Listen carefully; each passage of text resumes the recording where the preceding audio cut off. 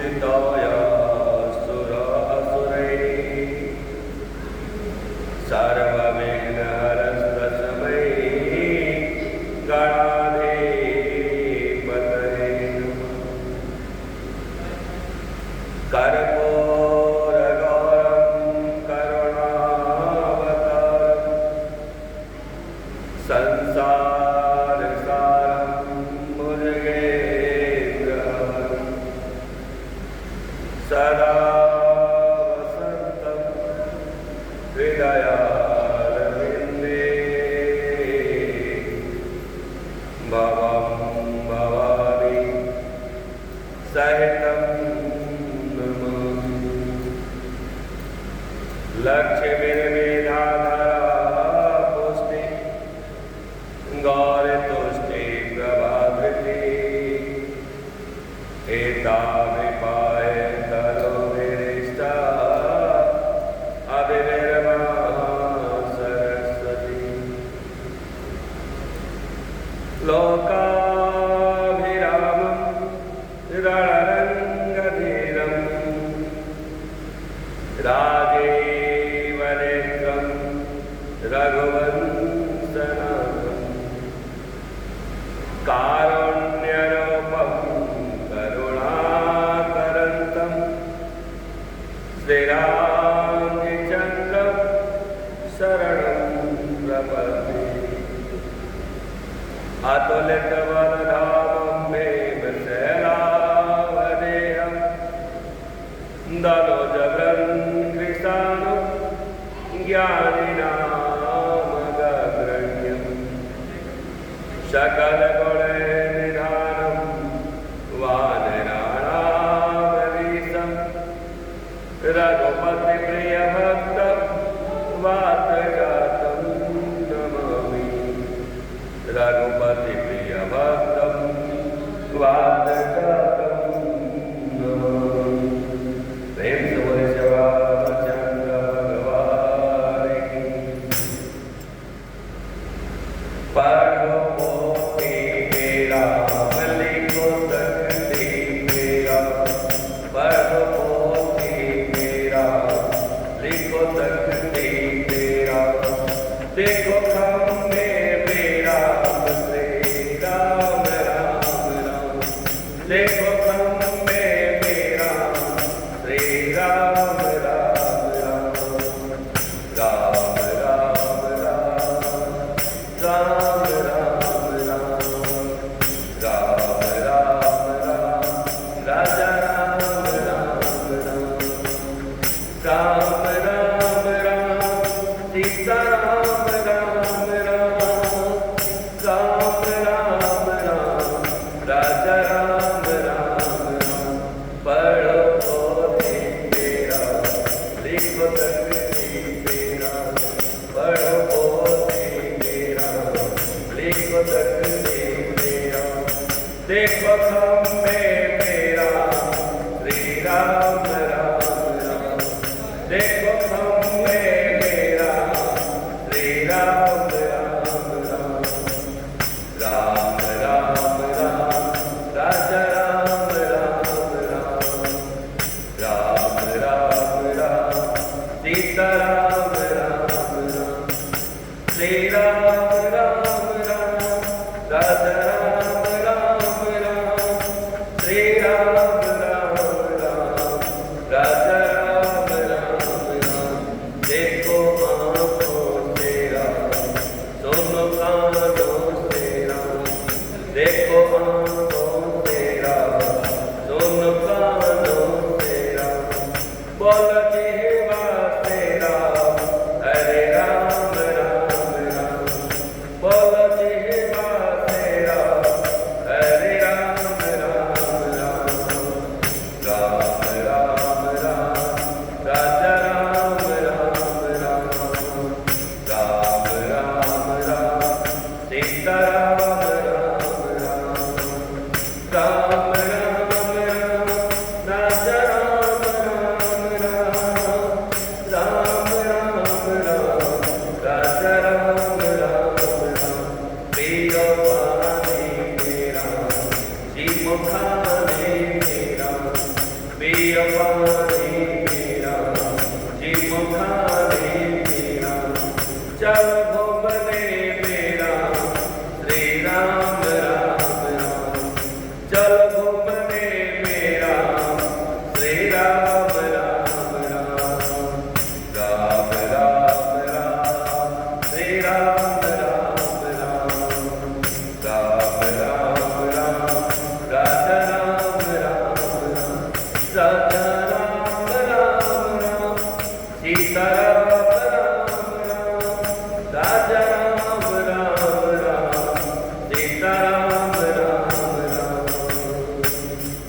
बाल्यावस्था मेरा युवावस्था मेरा बाल्यावस्था मेरा युवावस्था मेरा वृद्धावस्था मेरा श्री राम राम राम वृद्धावस्था मेरा श्री राम राम राम राम राम राम राम राम राम राम राम राम राजा राम राम राम राम राम राम राजा राम राम राम राम राम सीता राम राम राम सीता राम राम राम राजा राम राम राम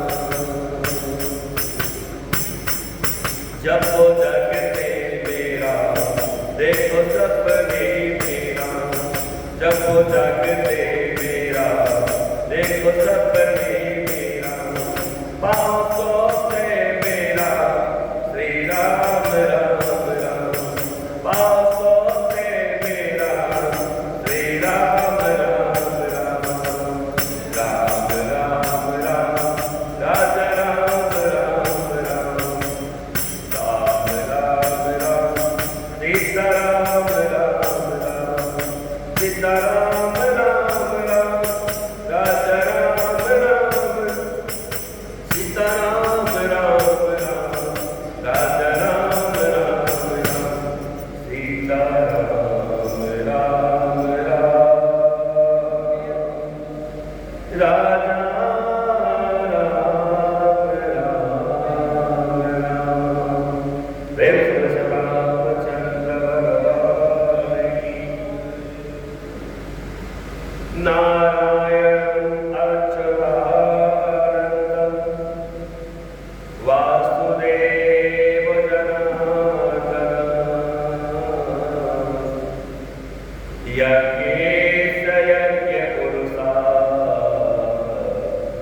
राम विष्णु नमोस्तुते राम विष्णु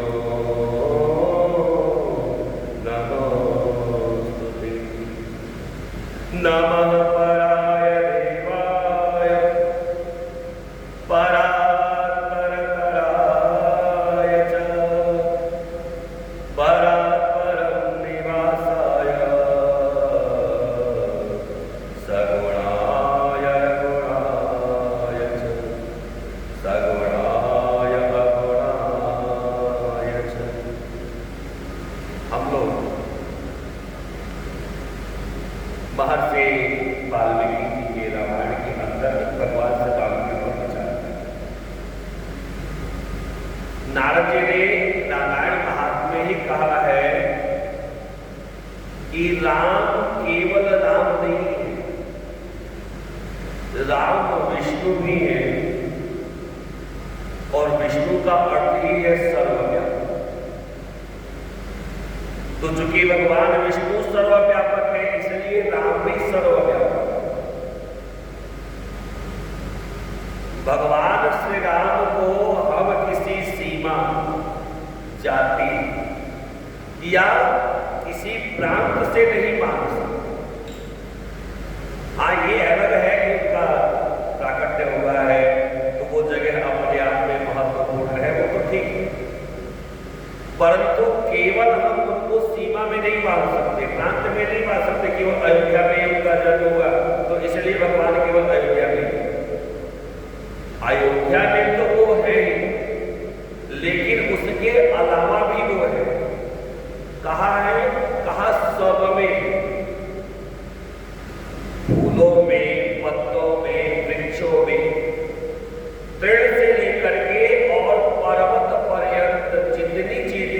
देख सकते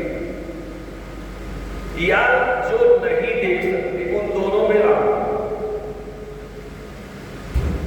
नारद जी कहते हैं कि भगवान जो है वो परम देव है, देवों के भी देव है और परात्पर परम ब्रह्म है। मतलब जिनके बारे में वेद भी अपनी जुबान को बंद कर लेता है नेति नेति में।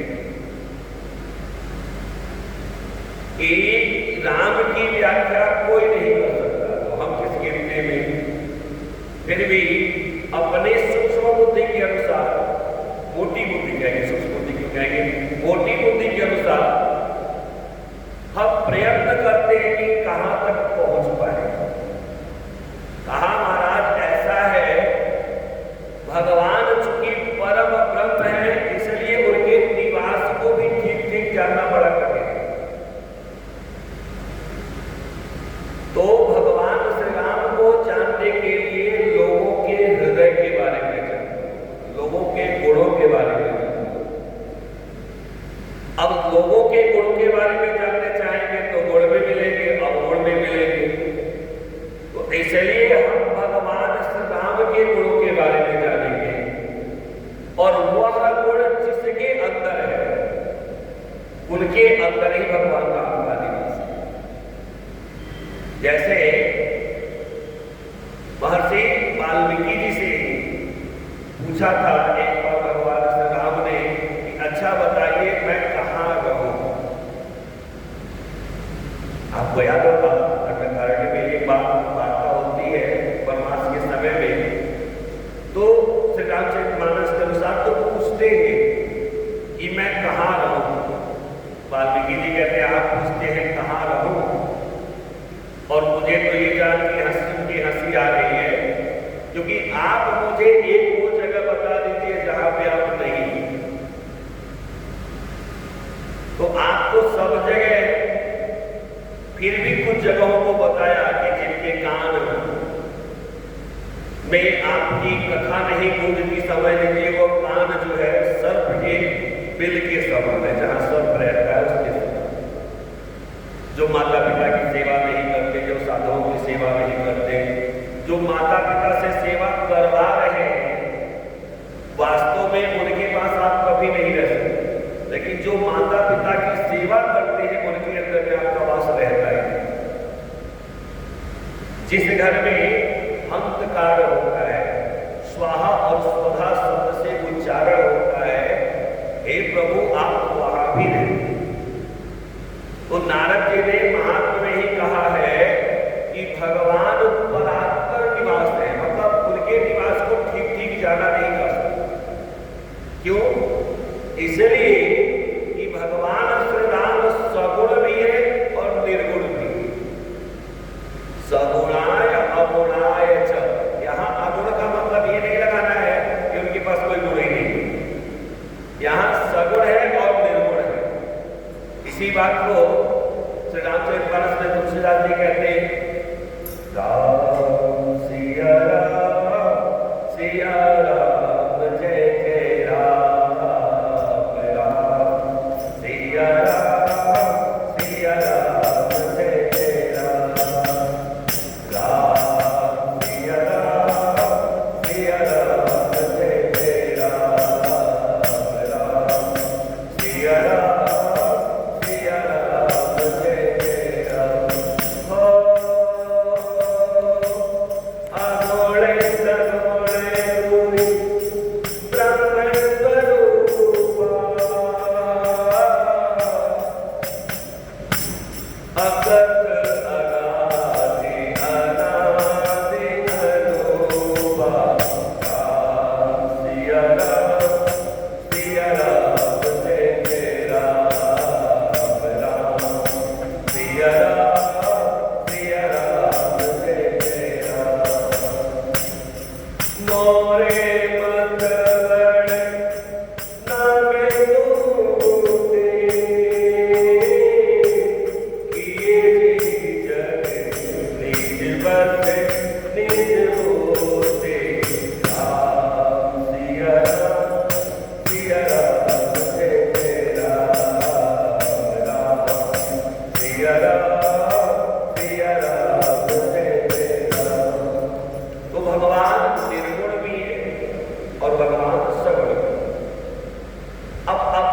अपने देखने का नजरिया चाहिए।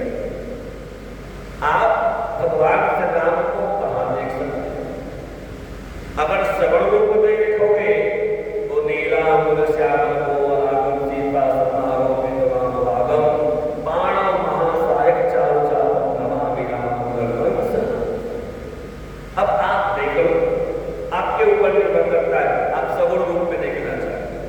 निर्गुण रूप में देखना चाहते हो तो भगवान श्री राम आपके हृदय के धड़कनों में, श्वास प्रति श्वास में, हम एक श्वास ले रहे हैं, एक छोड़ रहे हैं, इन दोनों में ही श्री राम है। और जिस दिन ये श्री राम निकल गए उस दिन ये शरीर क्या हो गया? मुर्दा हो। तब बाद में इसको लेके लोग जाएंगे तो कहेंगे राम जी का नाम ही, क्योंकि जब राम थे तो ये जीवित थे, राम गए जीवन लीला। तो इसीलिए नारद जी कहते देखिए, ज्ञान अज्ञान स्वरूपाय धर्म धर्म स्वरूपिणे विद्या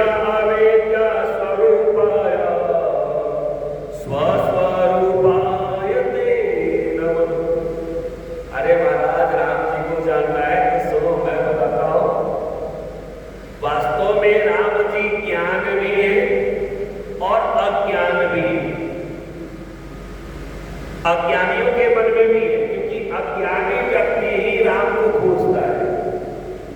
ज्ञानी व्यक्ति को तो राम मिल गए तो आनंद से, ज्ञानी व्यक्ति को राम मिल गए तो आनंद से वो हृदय में ही राम जी को खोज रहा है, कोई टेंशन ही नहीं है। लेकिन जिसके पास राम जी जिसको नहीं मिले, अब वो अज्ञानी भटक रहा है, तो कहां मिलेंगे राम? जरा बताओ, खोज रहा है तो उसके खोज में, उसके अज्ञान में भी राम है। और जो ज्ञानी है उनके अंदर जो आनंद है उसमें भी। इसके अलावा कहा जो धार्मिक प्रवृत्ति का व्यक्ति है वह राम को भगवान मानता उसके रूप में, और जो अधार्मिक व्यक्ति है वह दशरथ जी के पुत्र राम को। तो धर्म के स्वरूप में भी है, अधर्म के स्वरूप में भी है, दोनों स्वरूप में राम जी। इसके अलावा विद्या के स्वरूप में भी, विद्या से आश्रय है वही जिसके मन में बिल्कुल साफ। कबीर जी एक शब्द कहते हैं, शायद आपको याद होगा, कबीर दास की उल्टा बानी भर से कंबल भीजे पानी। सुने कबीरदास जी उल्टी बोलते हैं, उन्होंने कहा कबीरदास की उल्टा बानी, बरस रहा है कंबल और भीग रहा है पानी। एक कंबल आनंद है और भीग रहा है क्या? पानी। हमारा मन, हमारा हृदय जो है वह भीग रहा है। जो समझ गए वो समझ गए, जो नहीं समझे वो ना समझे।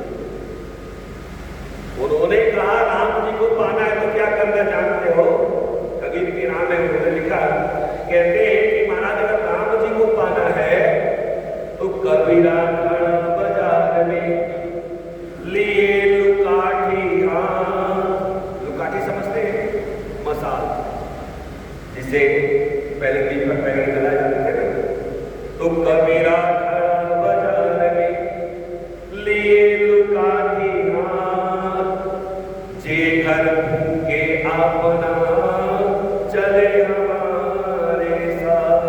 महाराज ऐसा है,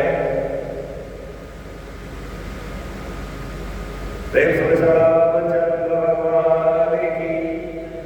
ऐसा है कि जब तक आप अपने घर में रहो, यानी केवल अपने आसपास की चीजों को देखोगे, तो आप जो इस माया की आंख से देखोगे तो आपको पता चलेगा ये पंखा है, ये कुर्सी है, ये पुरुष है, ये स्त्री है, ये भाई है। कहा अपनी इस माया को समाप्त कर, अब आप हमारी आंखों से उनको देखो, क्या देखोगे? जब हम अपनी आंखों से आपने देखा कि ये मेरा भाई है, मेरे पिता है, मेरे बाबू मेरी, अब हमारी आंखों से देखो, तो जब आप उनकी आंखों से देखोगे तो वो कह रहे नहीं महाराज, ये जो बैठे हैं ना, इनके अंदर राम, आप जो बैठे हो और आपको कथा सुन के जो प्रसन्नता हो रही है वही राम है। तो आपके आनंद, आपकी प्रसन्नता में राम। तो जब आप ध्यान से देखोगे तो आपको पता चलेगा कि ये लोग नहीं बैठे हैं, ये तो राम जी बैठे हैं। हमें राम जी की राम जी हमारे, तो वास्तविकता वही है और इसलिए विद्या के रूप में भी वही है। अविद्या के रूप में, अविद्या कहते हैं माया। तो राम जी जब हमारे हैं तो उनकी माया कहाँ जाएगी? अविद्या मतलब माया। अब वह माया आप चाहे घर मानो, चाहे धन मानो, चाहे शरीर मानो, चाहे संबंध मानो, अच्छा ये बेकार नहीं है, कुछ भी बेकार नहीं है। याद रखिए, अगर आपको लगता है कि घर बेकार है तो इसका मतलब आपने भगवान में संदेह कर दिया। अगर आप कहते हो कि पत्नी बेकार है तो उसमें भगवान की क्रिया पे आपने संदेह कर दिया। आप कहते हो बच्चों की मोह माया में नहीं पड़ना, वो बेकार है, तो आपने फिर भगवान पे संदेह कर दिया। क्योंकि बनाया तो सब भगवान नहीं है, तो जिसको भगवान ने बनाया वो चीजें कभी बेकार हो सकती है क्या? नहीं। जिनकी रचना इतनी सुंदर, वो कितने, तो वास्तव में बेकार कुछ नहीं है, देखने का नजरिया बेकार। चूंकि आप बाह्य दृष्टि से देखते हो तो आपको बाहरी चीजें दिखाई देती, और जब राम जी की दृष्टि से देखोगे, राम जी के भक्त की दृष्टि से देखोगे तो आपको क्या दिखाई देगा? सिया राम में सब जग जानी, करम प्रणाम जोर जुग पानी, राम सिया राम जय जय राम, राम सिया राम जय जय। कहा नारद जी कहते देखो, राम जी चार गुणों में, जीवन में चार भाग होते हैं, धर्म, अर्थ, काम और इसी प्रकार से कहते हैं आविर्भूत चतुर्भाय कपि भी परिवार हतवान राक्षसानि रामदास रथिंद्रे। महाराज याद रखो, हमेशा इस बात को दिमाग में गांठ की तरह बना करके रखो कि वास्तव में भगवान चार रूपों में प्रकट हुए हैं। ये जो राम, भरत, लक्ष्मण, शत्रुघ्न आप कहते हो, ये वास्तव में चारों राम ही हैं। जैसे धर्म, अर्थ, काम, मोक्ष, ये चारों जीवन के पुरुषार्थ है, इसी प्रकार से राम ही चारों हैं। किसी ने पूछा राम जी चार रूप में क्यों आए, तो कहा कि जब ये कश्यप और अदिति तपस्या कर रहे थे तो तपस्या करते करते करते अपने शरीर को सुखा दिया। अच्छा सुखा दिया तो भगवान प्रकट हुए, कहा क्या चाहिए? कहा महाराज ऐसा है कि हम चाहते हैं आपके जैसा होना चाहिए। तो भगवान ने चार बार कहा मैं आऊंगा, मैं आऊंगा, मैं आऊंगा, मैं आऊंगा। वापस बस हो गई। बाद में भगवान ने विचार किया कि बताओ मैं तो अकेले हूं, अब ये चार रूपों में क्यों कहा जा रहा है कि आऊंगा आऊंगा, बोल दिया। तो इसीलिए भगवान चार रूपों में आते हैं, धर्म, अर्थ, काम और मोक्ष। राम, भरत, लक्ष्मण और कहा जो चार रूप में होते हुए भी एक है,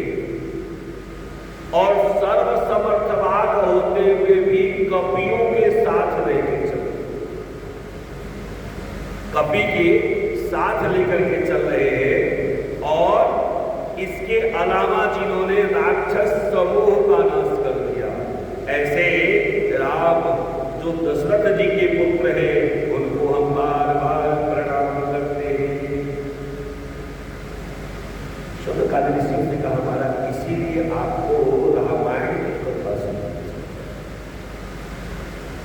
क्योंकि रामायण वास्तव में वो है जिसमें राम जी स्वयं निवास करते हैं, उनका घर ही है। उनका घर अयोध्या बाद में पहला उनका घर कहाँ हो गया? रामायण। और वही आपको देखना है, वही आपको समझना है। और उसका महात्मा इतना है, 4 महीने का महात्मा है, अलग अलग आपके साथ सुना होगा, कल कथा में विचार कर रहे। कहा महाराज, पूर्व काल में, तीसरे अध्याय में महात्मा होता है, पूर्व काल में द्वापर में एक राजा होते जिनका नाम है सुमति, और उनकी रानी है सत्यवती। तो दोनों भगवान श्री राम की खूब पूजा, और राम जी की पूजा कौन करेगा बताइए? राम जी की पूजा करता कौन है? जिसके अंदर राम जी का थोड़ा सा भी गुण होगा ना, वही राम जी की पूजा करे, सब नहीं कर पाएंगे। जब तक आपके अंदर राम जी का गुण नहीं होगा, तब तक आप राम जी की पूजा कतई नहीं कर सकते। जब आपके अंदर भगवान कृष्ण के गुण होंगे, तो आप कृष्ण जी की पूजा करोगे। राधा जी के गुण आपके अंदर होंगे, तो आप राधा कृष्ण की पूजा करोगे। भगवान शिव के गुण होंगे, तो शिव जी की पूजा करोगे। और अगर भक्त के गुण हैं, यानी सबके गुण मिले हुए, तो आप सबकी पूजा करोगे। तो ये जो राजा सुमति है और सत्यवती है, ये लोग खूब सुंदर ढंग से, प्रतिदिन का इनका नियम है, बड़ा सुंदर इन्होंने राम जी का मंदिर बनवाया हुआ, सीताराम जी का, और पूजा वगैरह किया करते हैं। संजोग से इनकी भक्ति इतनी बढ़ी हुई है कि इनको देखने के लिए महर्षि विभांडक आए, इनसे मिलने के लिए। सोचिए, हम लोग जाते हैं संत से मिलने, भला संत आए हुए चले मिले, लेकिन राजा इतने अच्छे भगवान के भक्त हैं कि इनसे मिलने के लिए महर्षि विभांडक आते अपने शिष्यों के साथ। तो राजा ने खूब अच्छा स्वागत किया, पाद्य अर्घ आदि से स्वागत करके आसन देकर संतुष्ट किया। तो विभांडक को भी पूछते हैं, महाराज एक बात बताओ। पहले राजा ने पूछा, महाराज कोई कष्ट हो, कोई बात हो, मेरे लायक कोई सेवा हो तो आप बताइए। तो विभांडक मुनि ने कहा कि यार जो आप कह रहे हो ना, ये आपके अनुकूल ही है। जब आप किसी भक्त से मिलेंगे तो वो अपना दुख आपको नहीं बताएगा, अपना कष्ट नहीं बताएगा, वो आपसे पूछेगा कि महाराज हमारे लायक कोई सेवा हो तो बताइए। और जब सांसारिक व्यक्ति से आप मिलेंगे तो वो केवल अपने दुख के बारे में ही बताएगा, और किसी दुर्जन व्यक्ति से मिलेंगे तो ये बताएगा कि अमुक व्यक्ति सुखी क्यों, ये माता जी है इतने सुखी क्यों है, ये भाई है इतने सुखी क्यों है, ये महाराज जी इतने सुखी क्यों है, आखिर क्या ऐसा कारण है, क्या हम कुछ ऐसा करें ताकि इनको दुख मिले, तो दुर्जन व्यक्ति। लेकिन भगवान का जो भक्त मिलता है वो केवल अपने बारे में नहीं, आपके बारे में पूछेगा, महाराज कोई कष्ट हो, कोई बात हो तो बताइए। विभांडक मुनि ने कहा कि ये आपके अनुकूल ही है जो आप पूछ रहे हैं, लेकिन एक बात बताओ, आप लोगों के मन में इतना प्रेम राम जी के प्रति कैसे? हमेशा सीताराम सीताराम सीताराम सीताराम कह रहे हैं, राम जी का नाम ले रहे हैं, भगवत नाम संकीर्तन कर रहे हैं, आखिर यह कैसे आपके मन में? आप क्या समझ रहे हो कि ये जो आप बैठ के कथा सुन रहे हो आपकी इस तरह की कमाई है? पिछले जन्म की वो हमारे शिष्य राजेंद्र नगर से कथा सुन रहे हैं। तो होता क्या है पिछले जन्म में आपने इतने अच्छे कर्म किए, भूल से हल्का फुल्का कोई त्रुटि हो गई तो आप फिर से गृहस्थ बन गए, लेकिन पिछले जन्म का जब पूजन धर्म कर्तव्य पकड़ा हो तो जहां कहीं कथा की बात आती है अपने आप चले जाते। तो इसीलिए विभांडक मुनि ने राजा से कहा, महाराज आपने कौन से ऐसे कर्म किए कि इतना मन आपका पूजा पाठ जप तप अतिथियों की सेवा में लगा हुआ है, बताइए।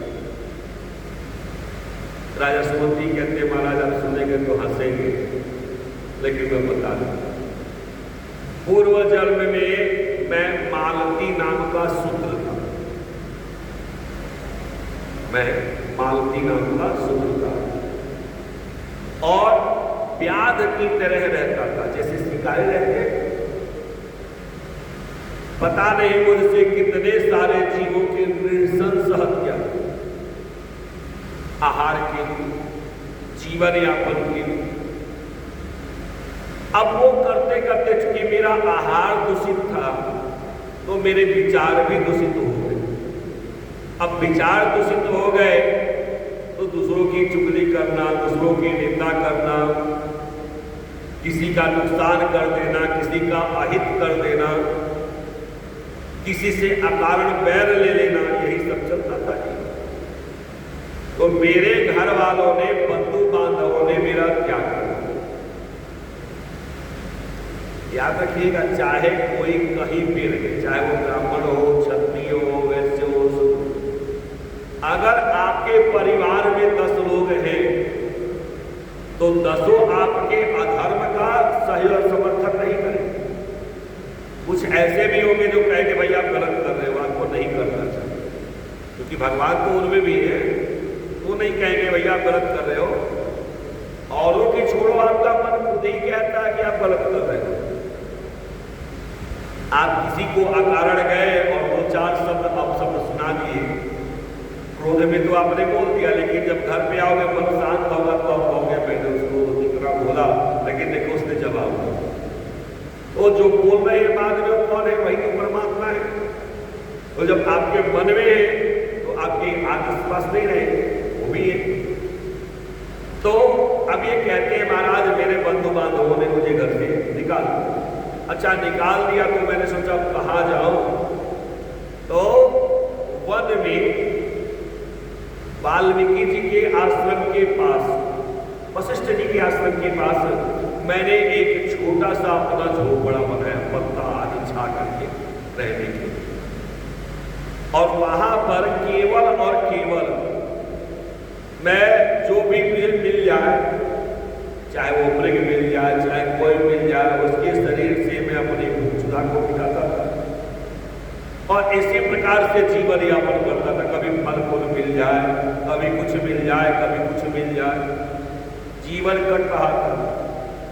और तब तक ये जो मेरी देवी है, दिख रहे हैं रानी सत्यवती, कहा देख रहा हूं, कहा ये भी आए, बड़ी भूख प्यास से व्याकुल, त्रिषित, क्षुधित, परेशान। इनका नाम काली था, उस जन्म में इनका नाम काली था और ये निषाद कुल की कन्या थी। तो संजोग से जब आई तो भूख प्यास से व्याकुल थी, तो मैंने इनको जो मेरे पास खाने के लिए था वो दिया, खाई, जल पिया। तो मैंने पूछा देवी आप कौन हो, ऐसा कैसे हो गया?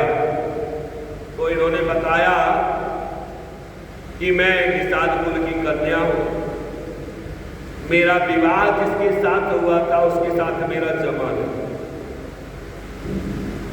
तो कुछ दिन तक तो चला, जब स्थिति सहने से बाहर हो गई तो मैंने अपने पति की हत्या कर दी।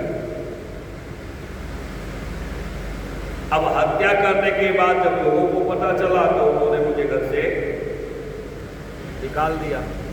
जो घर से निकाल दिया, अब मैं सोच रही थी कहाँ जाऊं, क्या करूं, समझ में नहीं आ रहा है।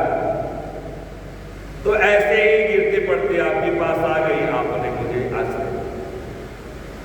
राजा कहते हैं महाराज जब ये मेरे पास आए तो चूंकि मेरा भी कोई नहीं था, इनके भी पति नहीं थे, तो हम लोगों ने पति पत्नी का आश्रय लेकर के जीवन यापन करना शुरू। सबके जीवन में परिवर्तन, याद रखिएगा, सुख है तो दुख है, दुख है तो कोई भी चीज अस्थाई नहीं है। आप कभी वेंटिलेटर जहां पे लगा रहता है वहां देखा आपने, मरीज कोई सोया हुआ वेंटिलेटर लगा हुआ है, तो जो टीवी या स्क्रीन पर लाइनिंग चलती है वो कभी सीधी नहीं होती। अगर वो सीधी हो जाए तो जैसे सीधा, तो लाइन कैसे चलती है?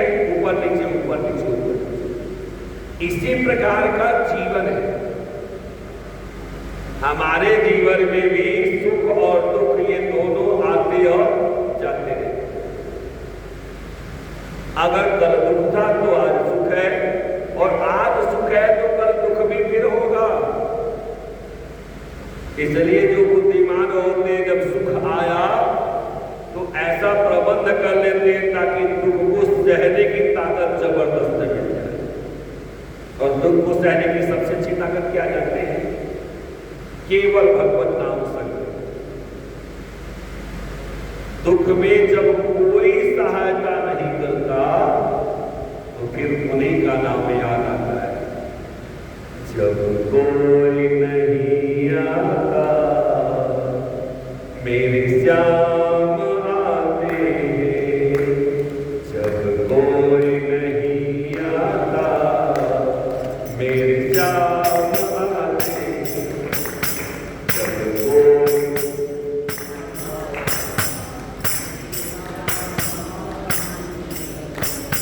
जब कोई नहीं आता मेरे श्याम आते हैं, जब कोई नहीं,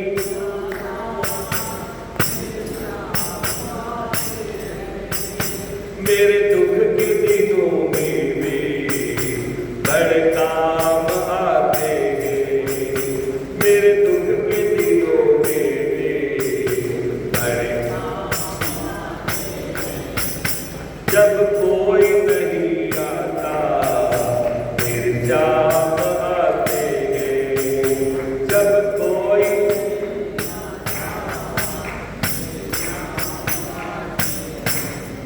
इसी प्रकार से जैसे सुख और दुख है वैसे धर्म और अधर्म भी, ये दोनों बिल्कुल सामने सामने चलते रहते हैं।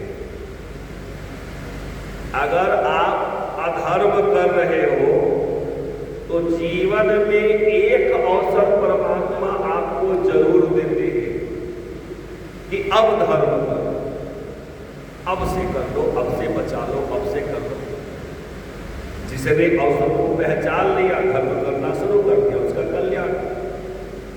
और अगर आप धर्म कर रहे हो तब भी आपकी परीक्षा होगी। अब आपको पास करके भगवान अपने नजदीक पर बुलाएंगे ना, तो वहां पे आपकी परीक्षा होगी। कैसी परीक्षा होगी? आपके पास एक रोटी है, 4 दिन से भूखे, कई दिन के बाद 4 दिन के बाद एक रोटी हुई है, आपको लग रहा है वही रोटी कम पड़ेगा आपको, और सामने अतिथि आ गया,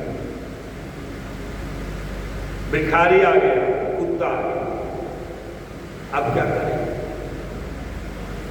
एक ही रोटी है, 4 दिन के भूखे, आपको लग रहा है एक ही रोटी कम पड़ेगी, 4 मिल जाए तो भी कम, और एक रोटी आपके पास है और वहां पे अतिथि भी आ गया, भिखारी भी आ गए, कुत्ता भी आ गया, अब क्या करें? वहां परीक्षा हो। तो आपने क्या किया? रोटी के 4 टुकड़े, एक टुकड़ा अतिथि को दे दिया, एक टुकड़ा भिखारी को दे दिया, एक टुकड़ा कुत्ते को दे दिया। अब एक टुकड़ा जैसे खाने के लिए रखे हैं, जैसे भोजन करने जा रहे हैं, और तब तक चांडाल जी पहुंच गए। महाराज 6 दिन से मैं भूखा, अब क्या करें? कथा कहने में जितना आसान लगता है ना, जब सामने आता है तो उसमें सब घर में हिल जाता है। हमारे महाराज जी चारों तरफ से प्रसन्न रहते हैं तो खूब मस्त रहते हैं घर में। और जब मुसीबत आता है, संकट आ जाए, हमारे पास कुछ नहीं है देने के लिए, और सामने वाले ने कहीं से कुछ मिला है किनका, और उसको उसकी जरूरत है, उसको लेना ही नहीं। अब हमारी परीक्षा हो, अब जाओ। समुद्र आपके पास है तो 2-4 बाल्टी कोई भी दान कर लेता है। आनंद तो तब है जब एक बूंद जल हो और उसको भी आप वैसे कर देते। अब क्या करेंगे? चांडाल जी आ गए, बोले 6 दिन का मैं भूखा हूं। अब अगर आपको क्रोध आया तो आपने अब तक जितना किया है सब जीरो। परीक्षा है। और अगर वो मिलेगा, कब मिलेगा? जब आपको भगवान का मन होगा या आपका समय उस टाइम में मिलेगा, वो लगा। परंतु अभी तो जीरो हो। और अगर नहीं क्रोध आया, आपने वो उठा करके दे दिया, तो भगवान ने आपको और अपने पास बुला लिया। और नहीं दिए, भगवान कहेंगे भैया अभी आपका मतलब है, अभी आपको थोड़ा सा और रगड़ना बाकी है, अभी साफ।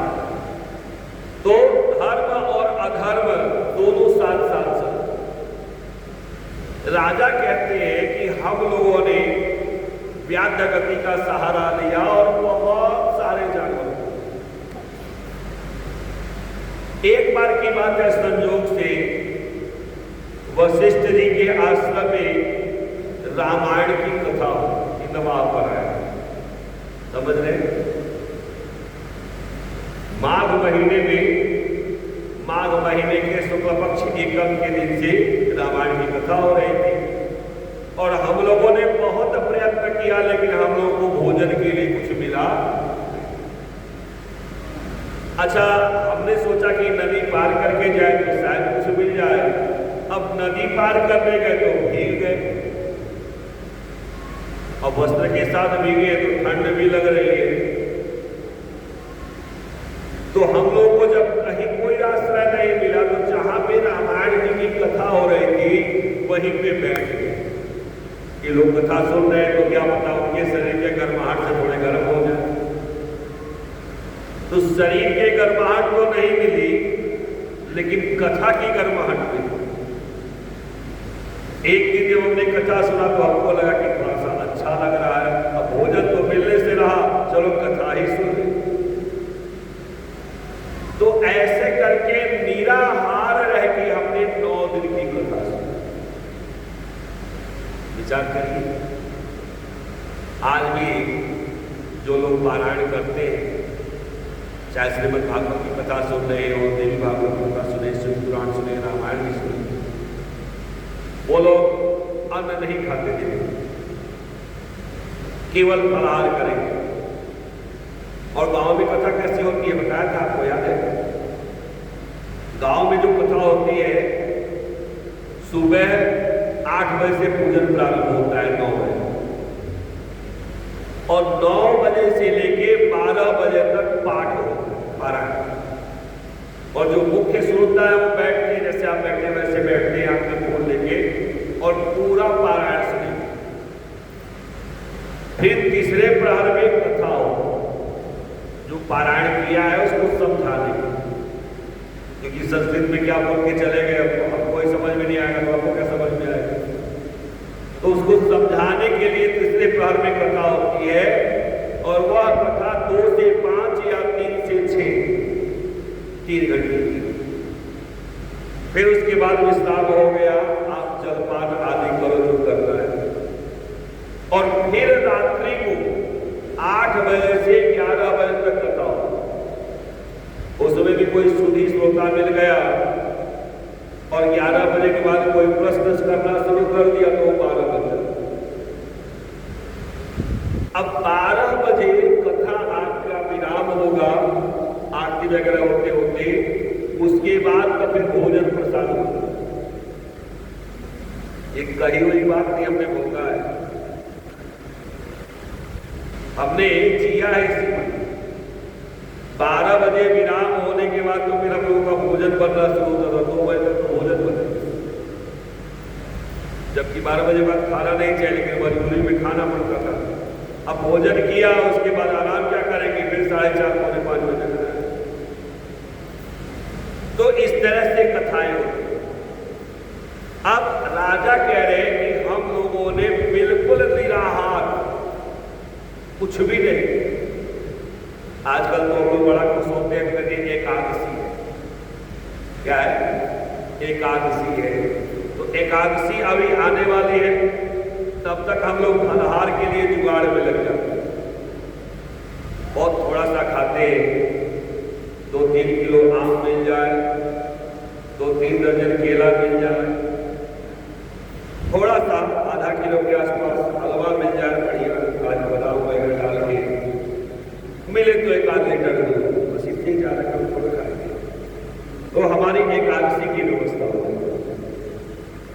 परंतु राजा कहते हैं हम लोगों को कुछ मिला भी नहीं, और एक दिन कथा जो सुनने बैठे तो ऐसा कथा का चस्का लगा कि हम लोगों ने कुछ मांगा, देखा, प्रयत्न नहीं किया, सुनते गए। जब 9 दिन की पूरी कथा सुनते सुनते भूख से हमारे मरने के बाद हमने जितना भी पूर्व जन्म में पाप किया था, केवल भूख के कारण और कथा सुनने मात्र से हमारे सारे पाप जल के खत्म, और कई सारी योनियों में भटकने के बाद अंत में राजकुल में जन्म लिया, और यही मेरी देवी मेरी पत्नी बनी। कहा महाराज धन्य हो आप, और धन्य है रामायण जी की कथा जो पापी से पापी व्यक्तियों को भी ताड़ दे। कहा हाँ महाराज यही सत्य है। जब सनकादिक मुनि ने माघ महीने कथा सुनी तो कहा महाराज चैत्र मास में भी आपने बताया था कथा सुनना चाहिए, चैत्र मास तो और अच्छा है। अब चैत्र मास में कैसे कथा सुनते हैं, आप जरा वो हमको बता दीजिए, उसका महात्म्य क्या है। कहा अच्छा महाराज आप लोगों की बुद्धि वास्तव में बड़े धार्मिक और बड़े निर्मल है। तो सुनिए मैं बताता हूं, पूर्व काल में कलयुग में एक लुब्धक नामक भील रहा, समझ भील समझते हैं, जो वन में रहते हैं। निषाद और भील लगभग आसपास ही होते हैं। निषाद लोग कभी कभी मछली पालन भी कर लेते हैं, मछली को भी मार लेते हैं, और भील जो है वह अधिकतर शिकार में ही अपना जीवन यापन। भील तो ये जो लुब्धक नामक भील है, इसने जीवन में सिवाय पाप के और कुछ भी नहीं, और जो जीव को मारना शुरू कर देता था तो वो ये भी नहीं देखता था कि किसको मैं मार रहा हूं। कई बार तो उसने गाय की भी हत्या कर दी, कई बार उसने ऐसी माता को भी मार दिया जो दूध पिलाने वाली है बच्चों को, उसको मार दिया अपने आहार के। तो इस तरह से उसने बहुत सारे पाप। अब जब मारते मारते आसपास कुछ मिला नहीं तो सोचने लगा कहां जाऊं, क्या करूं। तो सौवीर नगर में गए। वो नगर बड़ा सुंदर, उस नगर की साज सज्जा बनावट के बारे में बताया गया है, बड़ा सुंदर नगर है। वहां पे गहने आभूषण, मतलब जो चाहिए आपको सब। उस नगर के बीच में भगवान केशव का एक मंदिर। अब ये महाराज गए और जाने के बाद वहां पे अब की केशव जी का मंदिर है तो खूब सुंदर सोने से सजाया गया। एक बात कहो, जब से हमने मंदिरों में मूर्तियों को सोने और चांदी से सजाने शुरू कर दिए ना, तब से ताले लग गए। हाँ? शिव जी का मंदिर हो, आपने शिवलिंग पाषाण का स्थापित किया हो, उसमें ताला लगाने की जरूरत है? कभी जरूरत नहीं पड़ेगी। क्या कहेंगे ताला लगाने? आप सबको पता नहीं, याद है कि नहीं है, पहले जो शिवालय हुआ करते थे गांवों में, उनमें दरवाजे अगर होते भी थे तो उसमें ताले वगैरह नहीं लगते थे, एकदम खुला रहता, गर्भ नहीं खुला रहता। और बरामदे की तो बात ही छोड़िए, जितने गांव वाले थे गर्मी के समय में शिवालय में आराम करते थे। तो जाने अनजाने में शिवालय में आराम करने का पुण्य भी मिल जाता। अब वही जगह है कि तब तक सोए थे जिनका था, अब लोगों ने कब्जा करना शुरू कर दिया, हमारा हमारा है करके अब उसको घेर दिया चारों तरफ से। अपने समझ से उसका जीर्णोद्धार किया। अब एक पंडित जी रहते हैं, वो भी सुबह शाम मिलते हैं, स्नान ध्यान करवा दिया, चंदन वगैरह लगा दिया, पूजा कर दिया, हो गई। अब वहां कोई नहीं रहता क्योंकि घेरा लग गया, ताले लगे रहते, कौन जाएगा? तो जब से हमने सोने चांदी आभूषणों से भगवान को सजाना शुरू कर दिया, तब से ताले लग गए। अब सबके लिए प्रवेश बंद। हमने पूछा किसी से, ऐसे ताला क्यों लगाते हैं? कहा भगवान विश्राम करते हैं। जय विजय ने कहा, भगवान सनका ने किसी गए दर्शन करने के लिए, तो कहा भगवान विश्राम कर रहे हैं। ऋषियों ने कहा क्या बात कर रहे हो महाराज, जिस दिन भगवान विश्राम करने लगे उस दिन कुछ बचेगा? भगवान का यही तो बात है, भगवान कभी विश्राम नहीं करते। चूंकि हमें विश्राम की बड़ी जरूरत है, इसलिए हमको लगता है कि भगवान कभी विश्राम नहीं करते, याद रखिएगा। अब इस प्रकार से केशव जी का जो मंदिर है इतना सुंदर सजाया गया था। अब बुद्धक ने जो मंदिर देखा, कहा अरे वाह, आज तो खूब सोना चांदी हाथ लगे। सोना ही चांदी तो था ही नहीं, खूब प्रसन्न हो। और वहां पर उत्तंक नाम के एक ब्राह्मण रहा करते थे, जो सब में भगवान के बड़े तेज, बड़े दयालु, बड़े शांत चित्त। अच्छा, वास्तव में हमको लगता है भगवान के पास अगर आप मन से रह रहे हैं, तन से नहीं मन से, अगर मन से भगवान की सेवा कर रहे हैं ना, तो कहीं ना कहीं भगवान के सद्गुण आप में आ ही जाते। और अगर खाली तन से यहाँ पे है, मन कहीं और लगा हुआ है, तो फिर वो सद्गुण आएगा कि नहीं आएगा, वो परमात्मा ही बता पाएंगे। उत्तम होनी है। अब इसने सोचा कि यहाँ पे कोई दिख नहीं रहा है, आराम से रात को चोरी करूंगा और लेके चला जाऊंगा। अब रात को जब ये चोरी करना शुरू किया, तो सामने से ब्राह्मण देवता दिख गए।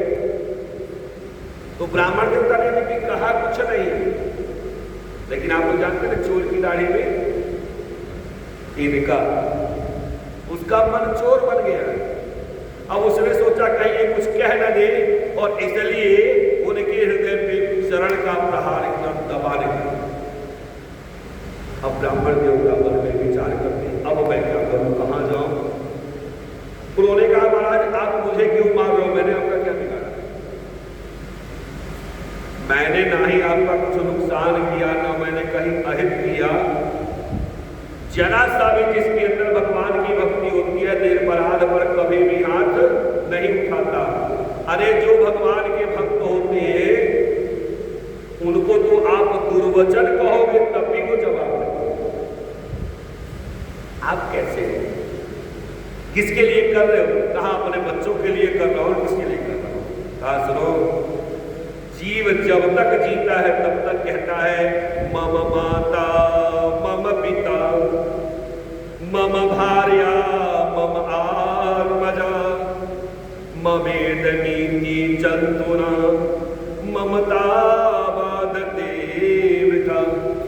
जब तक जीवित है मेरी माँ, मेरे पिताजी, मेरी पत्नी, मेरे बच्चे, यही मेरा कहते कहते जीव हमेशा बंधन में रहता है। और होता क्या जानते हैं?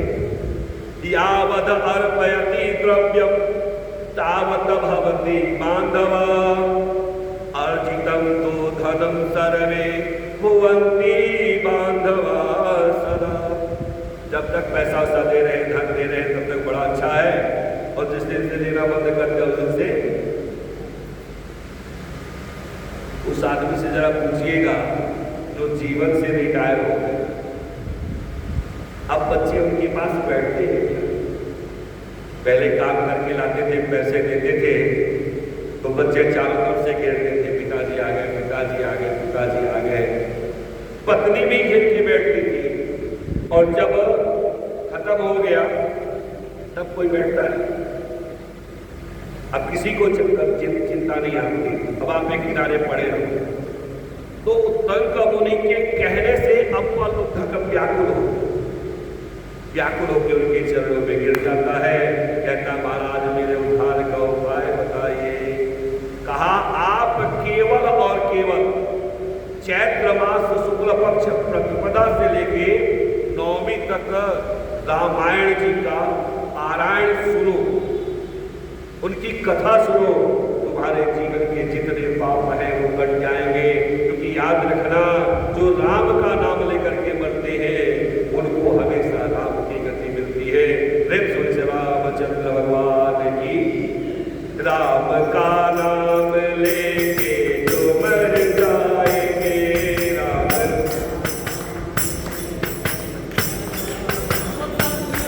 राम का नाम लेके जो मर जाएंगे, राम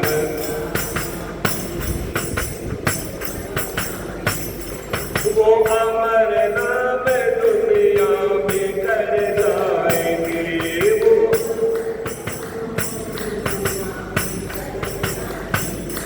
ये न पूछो कि मर कर किधर जाएंगे, ये न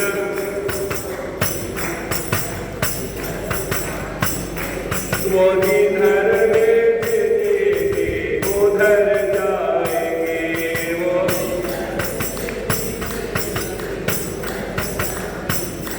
राम का नाम लेकर जो मर जाएंगे, राम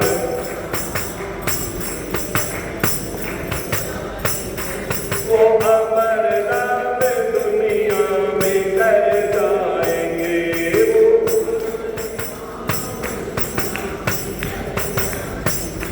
टूट जाए न माला कहीं प्रेम का, टूट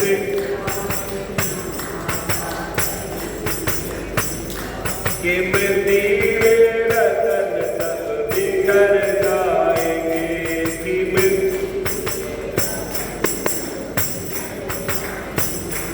राम का नाम लेंगे तो मर जाएंगे, राम